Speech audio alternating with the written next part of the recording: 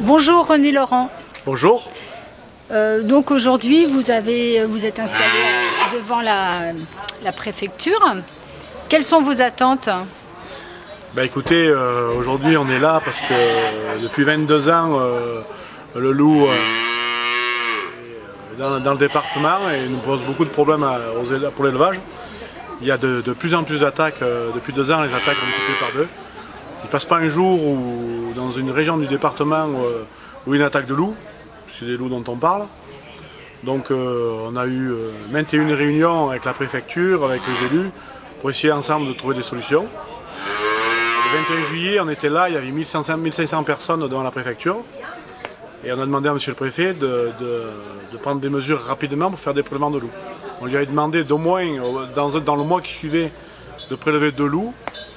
Un seul a été prélevé, donc on est revenu 7 semaines après pour faire une petite ferme devant la préfecture où il y a des moutons, des vaches, des cochons, pour montrer au grand public l'élevage, pour discuter avec eux notre façon de travailler. On a décidé symboliquement de murer les portes de la préfecture pour se faire entendre, tout simplement, pour qu'on écoute nos revendications et pour qu'on trouve des solutions pour que nos troupeaux soient plus attaqués. Quelle solution que ce soit, ça m'en apprendre. La solution aujourd'hui, la seule qu'on connaît, c'est de prélever des loups, c'est-à-dire de les enlever, de les tuer, ou de les capturer, ou de les mettre ailleurs. Seulement, apparemment, ça ne marche pas, c'est très difficile. Donc on demande à l'État aujourd'hui de mettre tous les moyens en œuvre, tous les moyens qu'ils ont, que ce soit l'armée, que ce soit je ne sais pas qui, moi, des pièges, des cages pour les capturer. On s'en fout, il faut enlever des loups, il faut trouver des solutions. Puisque l'État, avec la convention de Berne, dont tous les pays européens ont signé, surprotège cet animal, qui aujourd'hui n'est plus en voie de disparition, puisqu'il prolifère il est dans une trentaine de départements français. Et tout ça, en 20 ans, il a colonisé une trentaine de départements. Donc aujourd'hui, il y en a trop. La vie des éleveurs devient impossible, parce qu'ils passent nuit et jour, ils sont en train de surveiller leurs brebis. Et au moindre orage, au moindre brouillard, le loup en profite pour attaquer, même avec de la surveillance, même avec des parcs, même avec des patous. Aujourd'hui, toutes les mesures qu'il y a en place, hélas, alors, le loup, c'est peut-être un bel animal.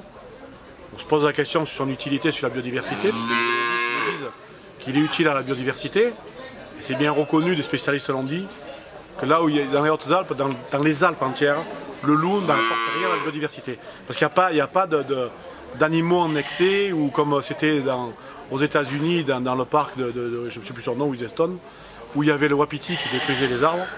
Et le loup a régulé le wapiti. Ici, il n'y a pas d'animaux en surnombre qui font des dégâts à la nature. Donc aujourd'hui, je pense que pour la bonne vie de la biodiversité, il faut prélever des loups. De quelle façon que ce soit. Et l'État n'y arrive pas. Il a envoyé des lieutenants de louveterie et le loup est très malin. Très malin, il s'adapte à tout et à tout le monde. Quand on met des chiens partout d'un côté, il attaque de l'autre, il vient en meute. Il y en a des chiens des loups qui amusent les patous et d'autres attaquent. Donc aujourd'hui, il n'y a rien qui marche. Et ça fait 20 ans qu'on essaye de trouver des solutions.